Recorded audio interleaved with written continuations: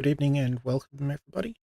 My name is Alex, and it's been quite a long time since I've done a stream or published any videos. I've been meaning to get to it, but I've been having some life get in the way of the channel. I'm trying to bring some things back.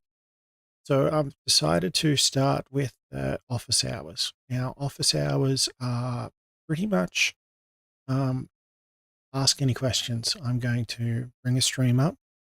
It is Yeah, any questions you've got, ask pretty much ask an Australian. I'm going to try and answer you honestly, whether you've got questions about the language.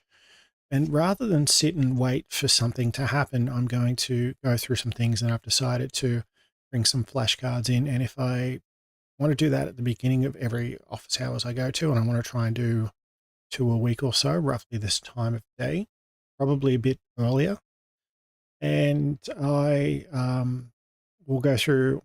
I've got a few sets of flashcards here. So, for an example, laundry room, punctuate, acoustic, faithfulness, and I'm going to talk and ad lib about them. I might have some more prepared stuff because it's a virtual flashcard. It's actually got two sides, but I'm only going to show one for tonight and go through and talk about it and ask questions. I'm going to look over to the chat column. And if anyone has any questions about the words that are just under that, I'll get to that as quick as I can. But if you have any other questions, so I've got 4 sets of 24 words here that an English as a second language speaker should be familiar with. And if then I'll open the floor up for pretty much any questions at all. So that way, if you've got a question about a saying you've heard or a word or how I pronounce something, then let me know. I'll see if I can get to it rather than just wait to the end. Once I get through all of the flashcards, if I've still got time, I might flip to a game. So I want to try and have something there. It's going to be lower quality than the usual video presentation to the channel, but it's still going to be something up quick and that you could tune into. So we'll get started into it. So this is reality. Now, the managers might have a plan on how quickly things are going to go into schedule, but in reality, everything doesn't quite line up and dovetail. So there might be extra delays that they haven't factored in, or they might need to put in a bit of extra overhead to meet the schedule. If the schedule says it might be done in 6 months, and some of the projects I've worked on, you might initially estimate 6 months, but in reality, it might take more than a year to get some things done with unexpected things arising. So, salesperson. I had an account with a software provider, and the salesperson called up to ask if I was interested in a new version or if they could sell me a extra add-on package for it. Salesperson. Godfather. Now, this is where someone can be your godfather. I'm not sure exactly what it means. I'll call back to in reality. People can be your godfather that aren't related to you. So you've got your biological father, and you might have an adopted father. But I think you can also have a godfather who might be someone like an uncle or a good friend of the family, and they look after you from. Uh, they're also sort of part of your family, if that makes sense. But there is also a movie series called Godfather, and that has to do with crime family. And Al Pacino. Yeah. Substitution. Now, on sports, some teams might allow substitutions of players at certain times. One player might come on, one player might come off. We take one thing out and put another thing in. So, and also in recipes and cooking, you might have a substitution of ingredient. You might have butter, but if you don't have any butter on hand, you might be able to use canola oil or vegetable oil as a substitution. Comatose. If someone is comatose, they're not reacting to any sort of outside stimulus. It's as if they're asleep. Someone who has drunk too much alcohol could be comatose. Mortician. A mortician is an occupation It is someone that once a person has died, they will go to a mortuary and a mortician might look over them and to see how they died. If people aren't sure, it might be a case of a murder, and or it could just be that someone is out walking in the bush. They find someone, and to see whether they might have taken too many drugs or they might have been bitten by a snake. And a mortician will examine the body and find out what's happened. In Australia, we have, or at least for what I've described, I could be wrong, a coroner is the name of someone who has the same occupation. Tryout. So, tryout, a sporting team might have tryouts to see which players get selected for certain roles. There might be a lot of people wanting to be a quarterback in an American football team. So the team might have a coach and some of the few other staff members there. And some of the experienced players, if it's like a university team, where they could also get feedback to see who's going to get selected and who is not going to make the team, who's going to get cut. Onion. So this is a common vegetable used in cooking. Onions, you might have it in spaghetti bolognese, and you might have as well as a sausage sandwich or a hot dog. A sweater is another name for what we'd call a jumper. If it's cold, you might put a sweater on. There could be slight differences where a sweater implies you could have a woolen jumper. To me, a sweater implies something more like it's finer material than wool, and it might be branded with a team's name as if you've got like a local sporting team and similar. Climactic. So the director of the movie was spent quite a bit of time where the protagonist and the antagonist led up to the climactic battle of the movie.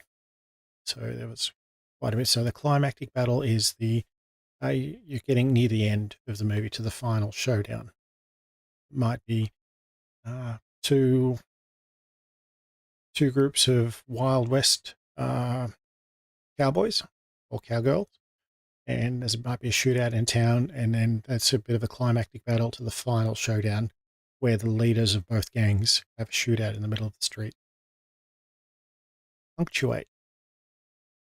You might, it's not a word I use often. Punctuate is you might miss some things like adding a comma or a full stop. So if you go back and add some more stuff to it, I'd say you'd be punctuating that sentence. A laundry room, there might be a block of units and there might be a communal laundry room in the basement or similar. You could have an off-site laundry room, but that's usually known as a laundromat. Taken. So I might be shocked that if I go into the lunchroom and find that someone has taken my lunch from the fridge, I'd be quite upset. Misfortune. It's another way of saying unlucky, or possibly there's also could be a bit of element of poor planning in there as well. So, misfortune, there might be a fire and the house could burn down. It might be a natural accident. There might be a result of a lightning strike and not arson. But someone whose house that was, and particularly if they were not insured, could say they've suffered misfortune. Choke. If someone's choking, then they're not able to breathe. Someone might be eating in a restaurant and then they find that they choke on some food. So just bear with me a moment. I'm going to change some of the settings. There we go. Back again. So choke. And it is also an action that someone else can do. Someone could choke someone else by putting their arms around their throat. Faithfulness. So it's a way to describe someone being faithful or a very good friend or partner to someone else. The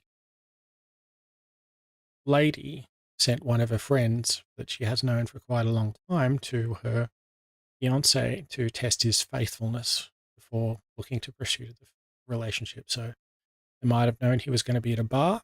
They might send a friend in to see if they could go home with him. And if the husband to be doesn't um, show interest or pursue, then she might be more comfortable proceeding with the relationship. It could be the other way around. It's not um, funky. Um, it's a description. It could be a funky partner funky party. Or if you might have a broken bone, you might say, my arm's moving all funky. It's not quite regular. A dike is also known as a canal. Its main term for me is it's a geographic location. Canal, it might be used in irrigation for farms. It is also used as a slur for a certain group of people, which I won't go into at the moment. It's but some people have taken. Sorry, I'm just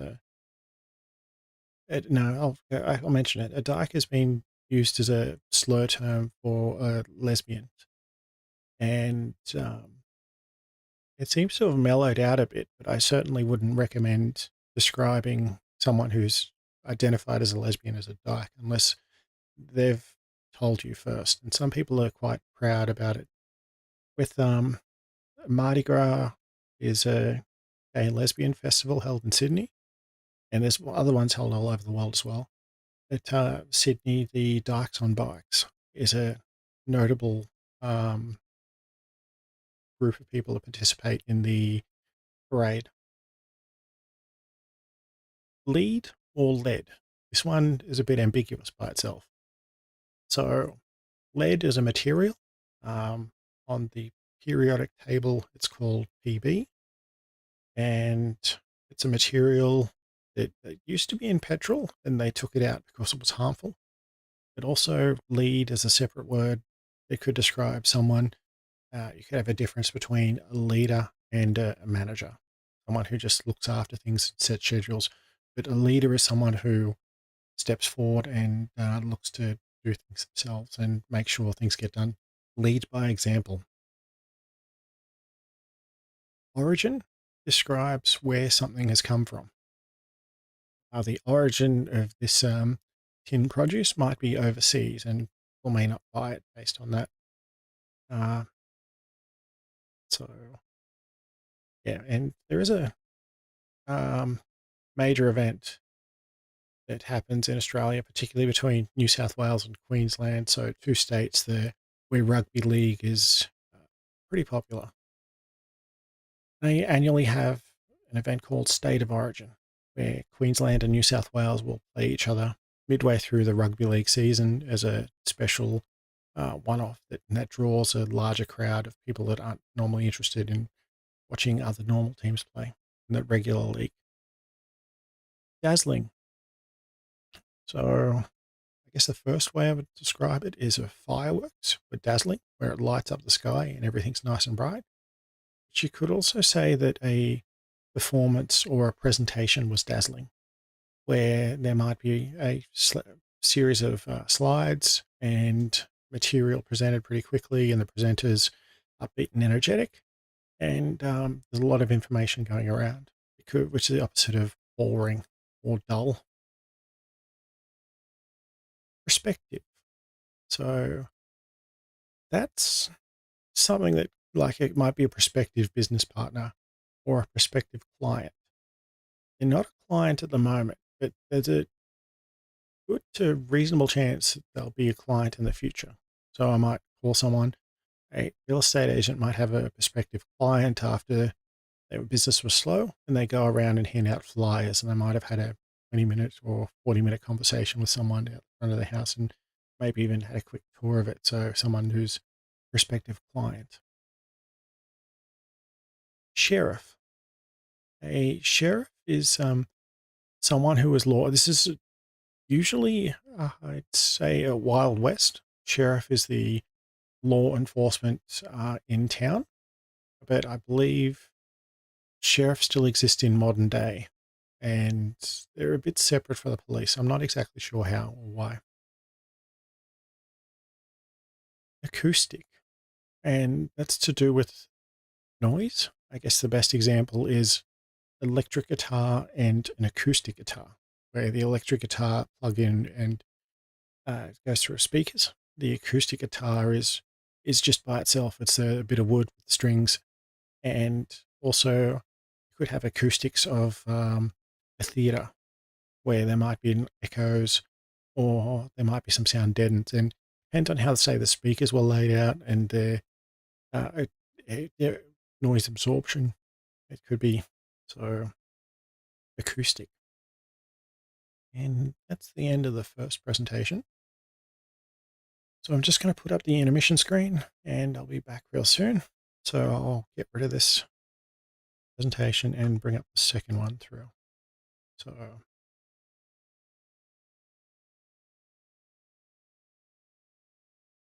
all right, and we're back. I'll just wait for it to flip through. So originally I wanted to do 4 flashcards, and I'll refer to these as OHF, office hours flashcard number 2. But at the moment, the first time back, I'm feeling a bit out of my depth, wanting to get some things right. So I think I'll just do a second one and talk through them and then go through it. So equilibrium. So there might be 2 containers of gas and like oxygen tanks, and you might be about to go scuba diving. And if you open the 2 tanks up into a common line, the pressure from the one that's fuller might put some oxygen into the less filled one. And once they've balanced everything out, it said they've reached equilibrium. It's where things are moving, like a pool. If someone jumps into a pool, there'll start to be waves in there. If you get out and no one gets in, the water will be nice and flat. It could be said that it's now equilibrium rather than rocking backwards and forwards and having a lot of motion there. Europe is an example of a continent, several different countries together. So another example of America, South America, Asia, Australia, Europe, and Africa. So a large group of not just bigger than countries. So France and Germany were both part of Europe. Disloyalty. Someone might be showing allegiance to a different group. Someone is loyal, and that's good. We like the team or the country. But someone disloyal is not proving allegiance to them. They might be sort of neutral, or they might also be working against the team. Secondhand smoke.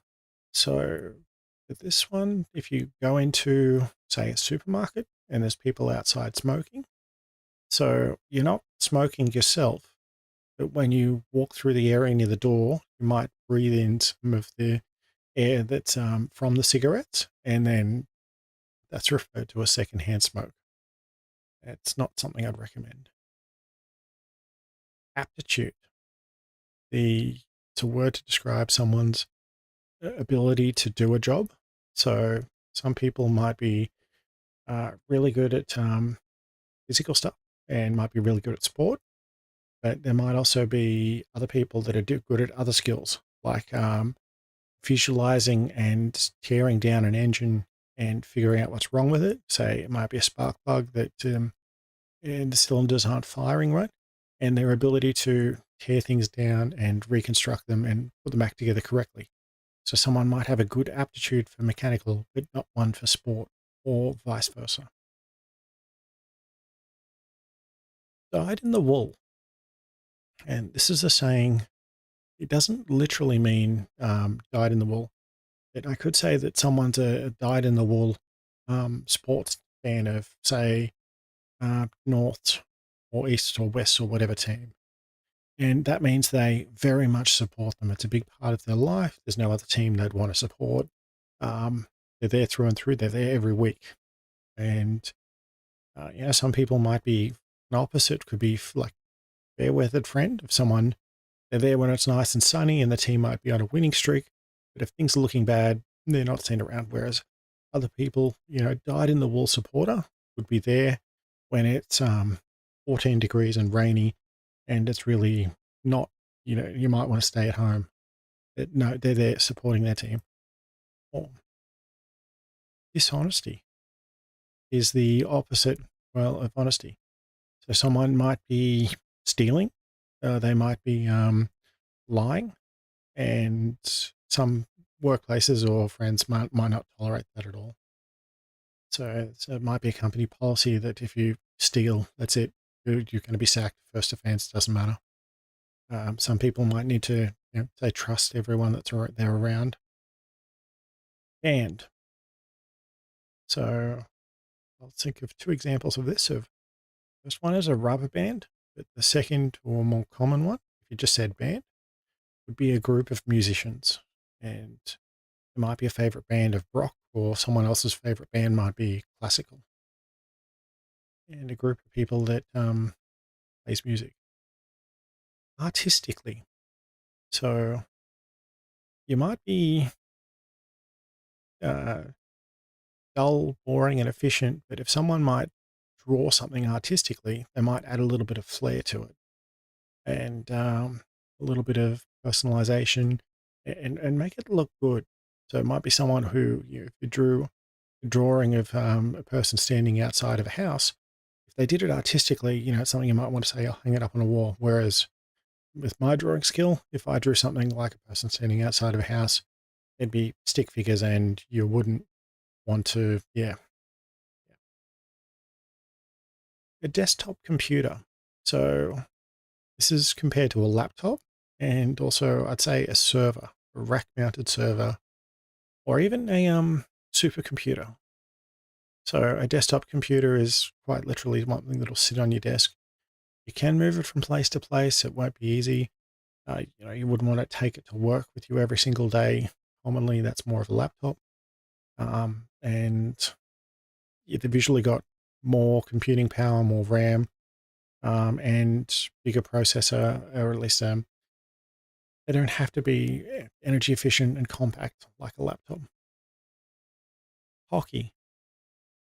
And depending on where you are, this might have implications. If you lived in Canada and you just said hockey, like I'm pretty sure that just means ice hockey. But in Australia, by default, it means grass hockey. So there's a larger team and you're not using a puck, you're hitting a ball around with a different shaped stick. The rules would be different. I'm pretty sure there's more on the team, on the field at once as well. But we do have some ice hockey too, but it's very limited. Bride. When two people are getting married in a bride is usually the woman. So there might be, if there's a man and a woman, then the man is the groom and the lady is the bride. And um, that's usually referred to as someone who's leading up to their wedding day and planning the event, or on the wedding day, or very close to it. If someone's been married for 5 years, you wouldn't call them a bride. And if they're early on, after indicating their proposal and that they're going to get married, they'd be calling each other a fiance. Boss is the person who is in charge. Might be a person who can hire people, fire people, might set the schedules, and they're there to make sure things get done. Quarantine. If something is being quarantined, we're keeping it separate for a little bit. I guess the best example I've got is the moment is running a computer virus scan, and once it detects a program might cause harm, it puts it into a quarantine and then flags it for the user to say, no, this is actually meant to be there. We might have some books with viruses as an educational material that the virus scanner might say that's it, and then take it out of quarantine. when it's done. Would have. It's a contraction, short for would have, where we take two words and for brevity, we've concatenated them in or condensed them into one word. If I'd have known that it was going to be rainy, then I would have taken the highway or the motorway rather than go through the town. Wacky. Something wacky. It's similar to funky. It's not common. You might have your normal cars of a paint scheme where it's just red or it's yellow, or it might have a dark blue, but someone might have a wacky color scheme where it's green and it's into yellow, and there might be some things painted on the side, and the car just doesn't look like any other car there, but it also might look like someone's just gone out and done some finger painting on it, so it looks unusual. Now this one's, there's two ways to say this. There's tomato and tomato, and it's sort of a local dialect whether you are, but both of them are fine. So a red, I think it's both fruit and a vegetable, because of it grows on a. Yeah, I'm not sure. Sorry, but I do know the tomatoes are nice pizza bases, and they also go well in bolognese and chili con carne. So tomato. Underwritten.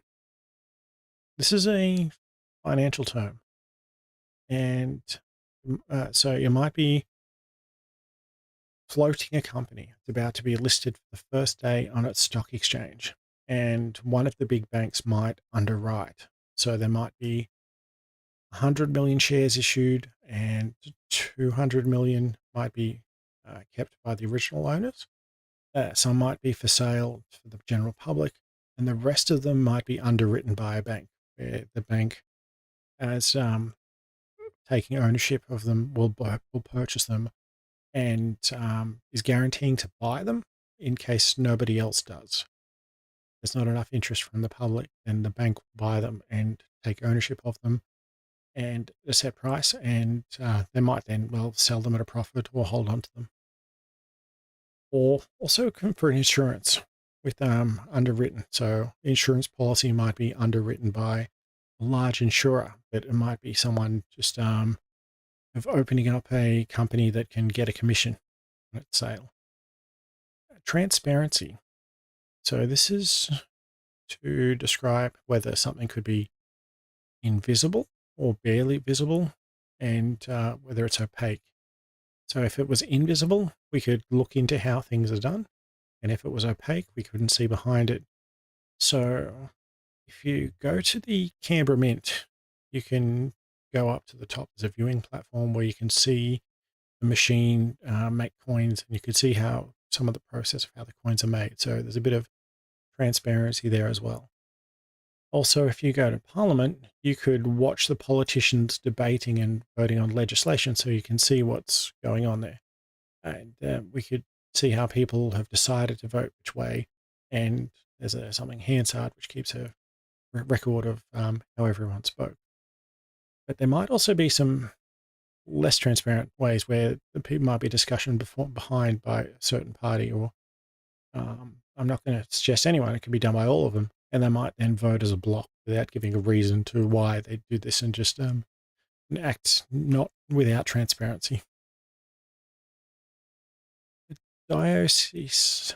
This is one I'm not too sure about. It's to do with, I think it's to do with a group of a chapter of like some religions. There might be so Anglican or Christian, and diocese might be in a certain geographical area. So it might be part of a, let's call it North Sydney diocese of Anglicans. I'm not sure.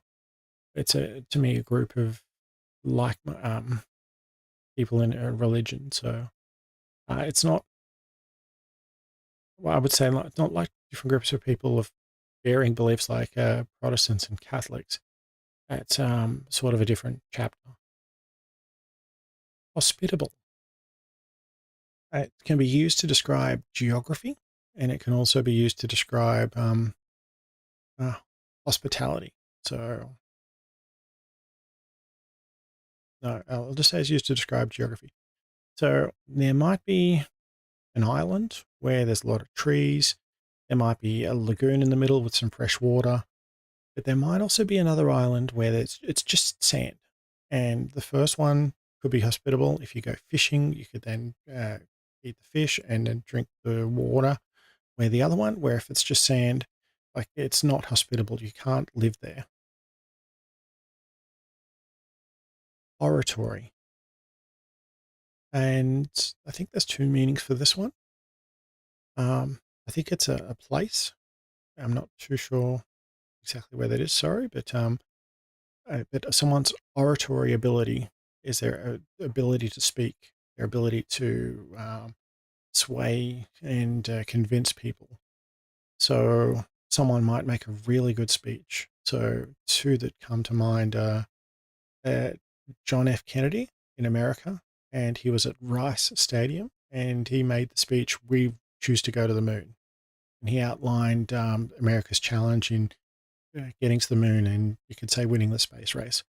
Another one is Winston Churchill and his "We will fight on the beaches" speech to the British Parliament as during World War II.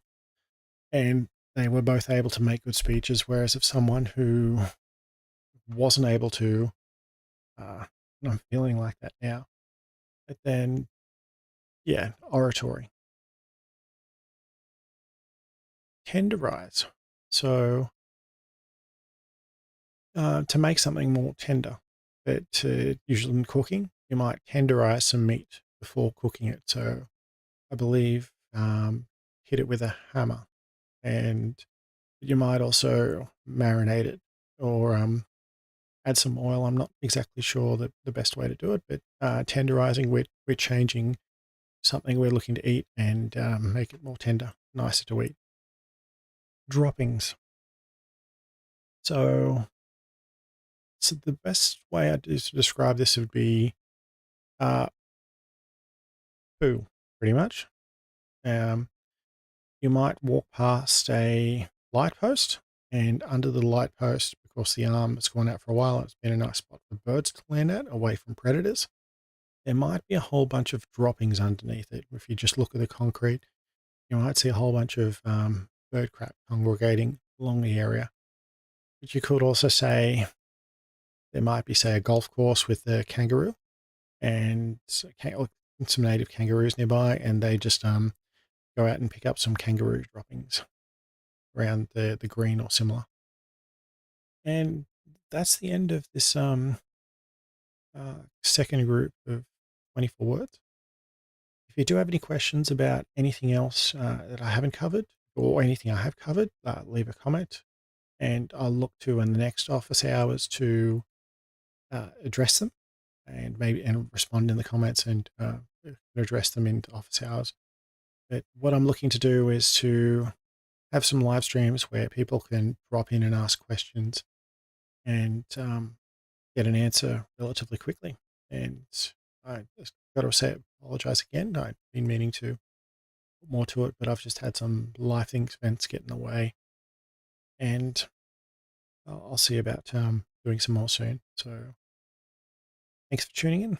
I'll look to have several of these a week, and I'll try and put a notice out and schedule them so people can know to tune in. All right. Thank you.